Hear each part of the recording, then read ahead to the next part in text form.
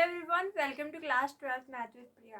तो हम CBSE board, UP board, इनके पीवाईक्यू सॉल्व कर रहे हैं।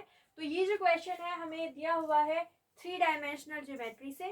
एंड क्वेश्चन जो है 2018, 22, 23 और उसके डिफरेंट सेट्स में, जैसे कि ए वाई, बी ए, बी डी में पूछा गया है और एनसीईआरटी एग्जाम्पल भी ये है और सीबीएसई 2023 में भी ये पूछा गया है। तो ये क्वेश्चन क्या कह रहा है हमसे, देखते हैं। यहाँ पे क्वेश्चन कह रहा है, रेखाओं R vector is equal to I cap plus 2j cap minus 4k cap plus lambda 2i cap plus 3j cap plus 6k cap, यानी कि ये हमें क्या दिया हुआ है, आर वेक्टर दिया हुआ है। और R vector is equal to 3i cap plus 3j cap minus 5k cap plus mu 2i cap plus 3j cap plus 6k cap. इनके बीच में क्या करना है, न्यूनतम दूरी यानी कि शॉर्टेस्ट डिस्टेंस हमें इनके बीच में निकालनी है। ठीक है, तो देखते हैं कैसे करेंगे। सबसे पहले हम अपना आर वेक्टर लिख लेते हैं, जो कि हमारे पास R1 है। R1 क्या है, R1 है हमारे पास, देखिए यहाँ पे क्या लिखा हुआ है, i cap plus 2j cap minus 4k cap plus lambda into 2i cap plus 3j cap and plus में 6k कैप। ठीक है, तो ये क्या है, हमारे पास R1 है। तो सबसे पहले हम क्या करेंगे, इसको कंपेयर करेंगे जो कि हमारी स्टैंडर्ड फॉर्म होती है उससे। तो स्टैंडर्ड फॉर्म क्या होती है आपको पता है, r is equal to, r vector is equal to a into, यहाँ पे क्या आता है हमारे पास, a plus lambda into B vector. ये होती है इसकी जनरल फॉर्म या हम कहें standard form. R vector is equal to A vector plus lambda into B vector. तो इससे हम क्या करेंगे, कंपैरिजन, और इससे कंपैरिजन करके हम वैल्यूज फाइंड करेंगे। तो इसकी इस जो हमारे पास लिखा हुआ है R1 की तुलना हम किससे करेंगे, R से करेंगे। तो R1 की तुलना करने पर किससे करेंगे, तो यहाँ पे आएगा हमारे पास R vector is equal to A vector plus lambda B vector. ठीक है, अब यहाँ पे R1 लिखा हुआ है तो हम यहाँ पे क्या कर देंगे, R1 और यहाँ पे A1 और यहाँ पे क्या हो जाएगा, B1। तो इसकी तुलना R1 से करने पर क्या आएगा, देखिए यहाँ पे इसकी तुलना जब हम करेंगे तो R1 vector is equal to, ये जो वैल्यू लिखी हुई है, ये जो वेक्टर लिखा हुआ है, ये क्या होगा, A1 वेक्टर, प्लस का साइन लिखा हुआ है, इनटू में है लैम्डा, और ये क्या हो जाएगा, B1 वेक्टर। ठीक है, ये हमारे पास जो है R1 की वैल्यू है, और इससे अगर हम कंपैरिजन कराते हैं स्टैंडर्ड फॉर्म से, तो A1 ये हो जाएगा एंड B1 की वैल्यू कितनी आ जाएगी, ये आ जाएगी। ठीक है, तो इससे हम क्या करते हैं, A1 और B1 की वैल्यू लिख लेते हैं। A1 वेक्टर क्या आएगा, i cap plus 2j cap minus 4k cap. तो A1 क्या है, A1 है i cap plus 2j cap minus का 4k कैप। अब यहाँ पे B1 की वैल्यू निकालते हैं, तो B1 की क्या हो जाएगी value, B1 vector is equal to, ये पूरा वेक्टर B1 वेक्टर है, ये क्या आएगा, 2i cap plus 3j cap plus 6k cap. ठीक है, तो हमने क्या किया, सिंपली इसको कंपैरिजन किया है, इससे किया तो A1 की वैल्यू आ गई ये, और B1 वेक्टर की हमारे पास ये वैल्यू आ गई। अब इसी तरीके से हम इसका कंपैरिजन करेंगे, तो यहाँ पे क्या लिखा हुआ है, R2 वेक्टर किसके इक्वल हो जाएगा, देखिए ये पूरा वेक्टर लिख लेते हैं। तो यहाँ पे क्या आने वाला है, 3i cap plus 3j cap, यहाँ पे क्या लिखा हुआ है, माइनस 5k कैप। ठीक है, और प्लस में क्या है, म्यू इंटू पूरा वेक्टर लिखा हुआ है 2i कैप प्लस कितना लिखा हुआ है, 3j cap plus 6k cap. ठीक है, तो ये क्या है, हमारे पास R2 वेक्टर है। R2 वेक्टर क्या है, 3i cap plus 3j cap minus 5k cap plus यहाँ पे क्या लिखा हुआ है, mu into 2i cap plus 3j cap plus 6k cap. अब इसका भी हम क्या करेंगे, तुलना करेंगे। तो इसकी तुलना जो हमारे पास स्टैंडर्ड फॉर्म है उससे करेंगे, तो क्या होती है standard form, R vector is equal to A vector plus lambda into B vector. अब यहाँ पे R2 वेक्टर है तो यहाँ पे क्या हो जाएगा, R2 A2 B2। ठीक है, अब यहाँ से कंपैरिजन करते हैं, तो A2 की वैल्यू क्या आ जाएगी हमारे पास, A वेक्टर जो है हमारे पास A2 वेक्टर, वो कितना आएगा, 3i cap plus 3j cap minus का 5k कैप। अब यहाँ पे कंपैरिजन कीजिए B2 वेक्टर का, तो B2 वेक्टर क्या है, 2i cap plus 3j cap plus 6k cap. तो यहाँ पे B2 वेक्टर क्या आ रहा है, B2 वेक्टर आ रहा है 2i cap plus 3j cap plus 6k cap. अब एक बात आपने नोटिस की क्या, ये जो B1 वेक्टर है और जो B2 वेक्टर है वो इक्वल है, मतलब हम यहाँ पे क्या कह सकते हैं कि ये वेक्टर जो है इस वेक्टर के इक्वल है। तो इसको हम कह देते हैं कि B2 वेक्टर जो है B वेक्टर है और दोनों ही जो है b के इक्वल है। ठीक है, तो हमने b1 b2 ना कह के सिंपली क्या कह दिया b, ये दोनों जो है इक्वल है और दोनों किसके इक्वल है, b वेक्टर के इक्वल है। अब जब हमने यहाँ पे कंपैरिजन कर लिया है a1 b1 a2 b2, इनकी वैल्यू फाइंड कर ली है, तो आपको पता होना चाहिए कि शॉर्टेस्ट डिस्टेंस का फॉर्मूला क्या होता है। शॉर्टेस्ट डिस्टेंस का क्या फॉर्मूला होता है, यहाँ पे देखिए जो दो रेखाओं के बीच में न्यूनतम दूरी होती है उसका फॉर्मूला होता है shortest distance is equal to क्या आता है, मॉडुलस, यहाँ पे क्या लिखा हुआ होगा, a2 वेक्टर माइनस का a1 vector, a2 vector minus का a1 वेक्टर, और इसका जो है क्रॉस मल्टीप्लाई करेंगे b वेक्टर से। अब ये उसके लिए है जब हमारे पास दोनों वैल्यू इक्वल होती है। इसका क्या मतलब होता है कि b1 जो है पैरेलल है b2 के। तो अगर ऐसा होता है ना तभी हम ये फॉर्मूला यूज करते हैं और यहाँ पे केवल b वेक्टर लिखते हैं। तो यहाँ पे क्या आएगा, a2 vector minus a1 vector cross multiply करेंगे b वेक्टर से, और यहाँ पे क्या आ जाएगा, b वेक्टर का मैग्नीट्यूड। ठीक है, तो ये हमारे पास शॉर्टेस्ट डिस्टेंस का फॉर्मूला होता है। अब इसे हम वैल्यू निकालेंगे। सबसे पहले हम क्या करेंगे, a2 vector minus a1 vector निकालेंगे। ठीक है, तो हम यहाँ पे क्या कर रहे हैं, a2 vector minus a1 vector की वैल्यू फाइंड करते हैं। तो यहाँ पे a2 vector minus a1 vector निकालते हैं। a2 वेक्टर क्या है, a2 वेक्टर है, यहाँ पे देखिए a2 वेक्टर है 3i cap plus 3j cap minus 5k cap, और माइनस में क्या आएगा, a1 वेक्टर। a1 वेक्टर क्या है, a1 वेक्टर ये लिखा हुआ है i कैप, यहाँ पे क्या लिखा हुआ है प्लस 2j कैप, और यहाँ पे है माइनस का 4k कैप। ठीक है, तो सब्ट्रैक्ट कराइए, यहाँ पे क्या आएगा 3i cap plus 3j cap minus 5k cap, minus की वजह से साइन चेंज हो जाएंगे, तो यहाँ पे आएगा minus i cap minus 2j cap minus minus plus 4k cap.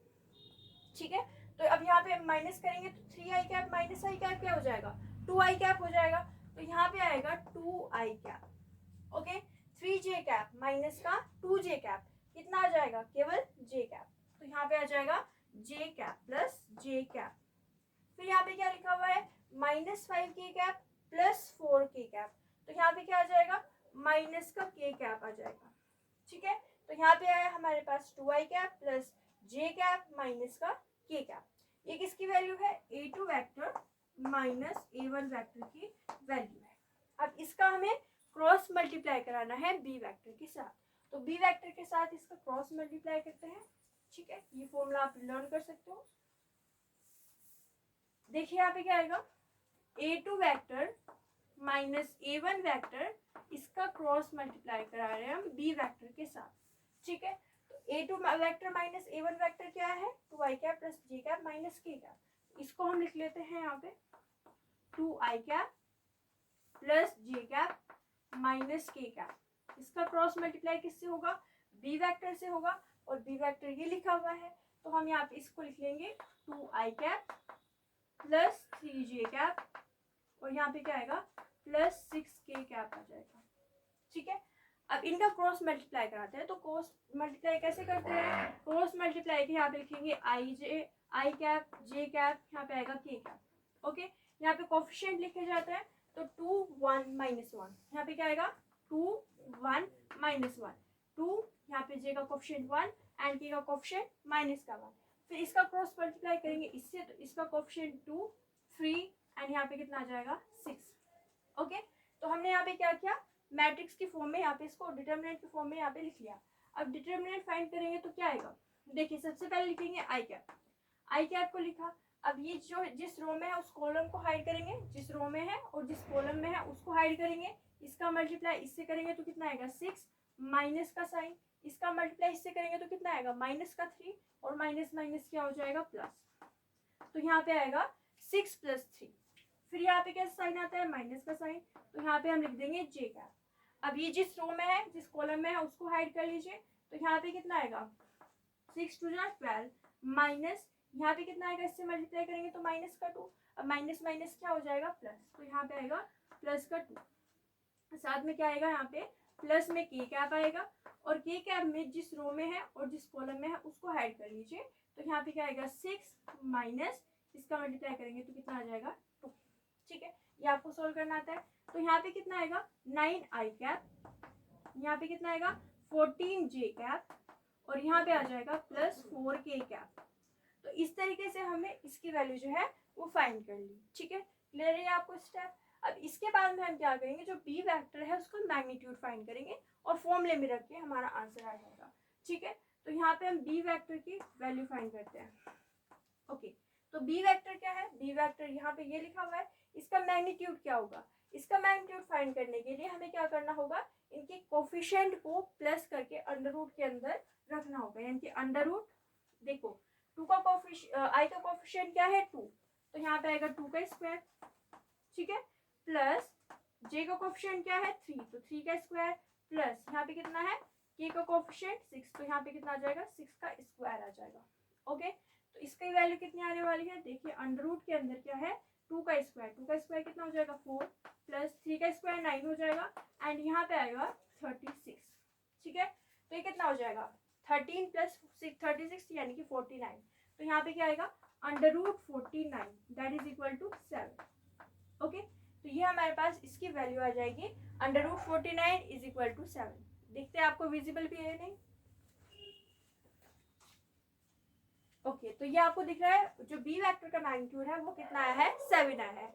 अब आपको क्या करना है, सिंपली आपको वैल्यूज पुट कर देनी है और वैल्यूज पुट करके आपका आंसर आ जाएगा। तो हमारे पास फॉर्मूला क्या होता है, शॉर्टेस्ट डिस्टेंस का, शॉर्टेस्ट डिस्टेंस का फॉर्मूला होता है, यहाँ पे आता है a2 vector minus a1 vector और उसका क्रॉस मल्टीप्लाई करते हैं बी वेक्टर के साथ और डिवाइड में कितना आता है बी वेक्टर का मैग्नीट्यूड। ठीक है, तो शॉर्टेस्ट डिस्टेंस क्या होगी, a2 vector minus a1 vector cross b vector upon b vector का मैग्नीट्यूड। तो यहाँ पे इसका मैग्नीट्यूड निकालते हैं, तो ये इसका मैग्नीट्यूड क्या होगा, ये जो हमारे पास वेक्टर है इसका मैग्नीट्यूड हम यहाँ पे लिखेंगे। तो क्या आएगा, अंडर रूट के अंदर i का कोफिशिएंट कितना है 9, तो 9 का स्क्वायर करेंगे, यहाँ पे आ जाएगा हमारे पास 9 का स्क्वायर, फिर आएगा प्लस j का कोफिशिएंट कितना है, j का कोफिशिएंट है माइनस का 14, तो हम यहाँ पे क्या करेंगे माइनस 14 का स्क्वायर करेंगे। यहाँ पे क्या लिखा हुआ है, k का कोफिशिएंट 4, तो 4 का यहाँ पे क्या हो जाएगा square, divided by b vector का मैग्नीट्यूड। तो दोबारा मैग्नीट्यूड लेने की जरूरत नहीं है, b वेक्टर का मैग्नीट्यूड हमने निकाल लिया है और वो कितना आया है 7 आया है।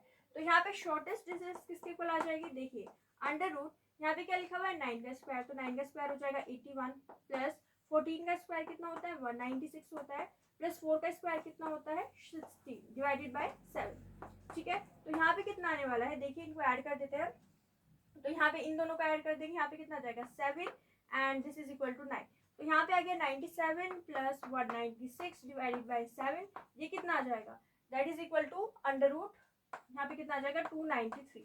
ठीक है, और डिवाइड में कितना है, डिवाइड में है 7, तो ये आ जाएगा under root 293 divided by 7, that is your answer. तो ये आ जाएगा हमारे पास इसका आंसर। एंड ये जो है डिस्टेंस है, तो इसलिए हम यहाँ पे क्या लिख देंगे सेंटीमीटर, ये आपको लिख देना है सिर्फ यूनिट यहाँ पे जो है लिखी हुई है। ठीक है, तो यहाँ पे आ जाएगा यूनिट, इतना यूनिट जो है उनके बीच में डिस्टेंस है। ठीक है, तो एक बार फिर से देख लेते हैं हमने इस क्वेश्चन को कैसे सॉल्व किया। सबसे पहले हमने यहाँ पे क्या कहा कि रेखाएं हैं, दो रेखाएं दी हुई है आर वेक्टर और यहाँ पे दिया हुआ है दूसरा आर वेक्टर। ठीक है, तो यहाँ पे क्या दिया हुआ है, R vector is equal to I cap plus 2j cap minus 4k cap plus lambda, और ये क्या है, ये है बी वेक्टर है ना, और यहाँ पे r2 वेक्टर, ये जो है इस तरीके से लिखा हुआ है प्लस म्यू, एंड ये क्या है हमारे पास बी वेक्टर है, मतलब r1 और r2 वेक्टर दिए हुए थे। तो r1 वेक्टर को हमने लिख लिया, इसकी तुलना की r1 vector is equal to a1 vector plus lambda into b1 vector से। तो यहाँ पे क्या आया, a1 की वैल्यू आई हमारे पास ये, b1 की वैल्यू हमने कंपैरिजन किया तो ये आई।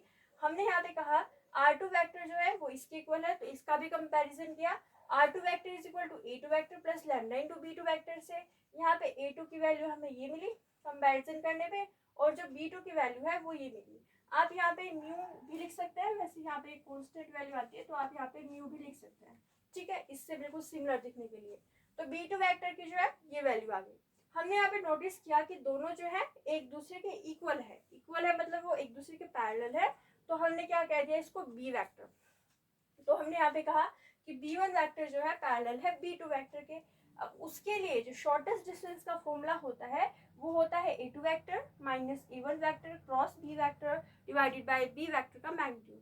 तो उसके लिए हमें a2 वेक्टर माइनस a1 निकालना था, आपको बस फॉर्मूला लिख लेना है और उसके हिसाब से आपको वैल्यूज फाइंड कर लेनी है। ठीक है, तो यहाँ पे क्या करें किया हमने a2 vector minus a1 vector किया, तो इसकी वैल्यू हमारे पास निकल करके आ गई 2i cap plus j cap minus का k कैप। इसके बाद में हमें b वेक्टर के मैग्नीट्यूड की ज़रूरत थी, तो हमने उसका मैग्नीट्यूड निकाल लिया। और उसके बाद में यहाँ पे देखिए b वेक्टर का मैग्नीट्यूड हमने निकाला था। उससे पहले हमने क्या किया, a2 vector minus a1 vector cross b vector किया। तो यहाँ पे a2 vector minus a1 vector cross b vector निकाला। इसके लिए हमने यहाँ पे i j के कोएफिशिएंट जो लिखे उनको सॉल्व किया और हमें ये वेक्टर जो है यहाँ से मिल गया। अब वैल्यूज पुट की, तो इसकी जो वैल्यू है वो यहाँ पे हमने रखी। इसका जो मैग्नीट्यूड है वो निकाला 9 का स्क्वायर प्लस 14 का स्क्वायर प्लस 4 का square divided by b vector का मैग्नीट्यूड कितना था 7। इसको सॉल्व किया और सॉल्व करके हमारे पास फाइनल आंसर क्या है, √293 डिवाइड बाय 7। तो ये हो गया इसका आंसर। जो हमारे पास डिस्टेंस है वो इतनी निकल करके आ गई। ठीक है, तो आप इसका स्क्रीनशॉट ले सकते हो। Okay done. तो ये हो गया हमारे पास प्रीवियस ईयर क्वेश्चन। अगली क्लास में हम एक और प्रीवियस ईयर क्वेश्चन सॉल्व करेंगे। अगर आपको कोई भी डाउट आता है तो आप कमेंट सेक्शन में लिख सकते हो। अगर आपको हमारी वीडियो अच्छी लगी है तो लाइक कीजिए, शेयर कीजिए, हमारे चैनल को सब्सक्राइब कीजिए। Thank you so much for watching.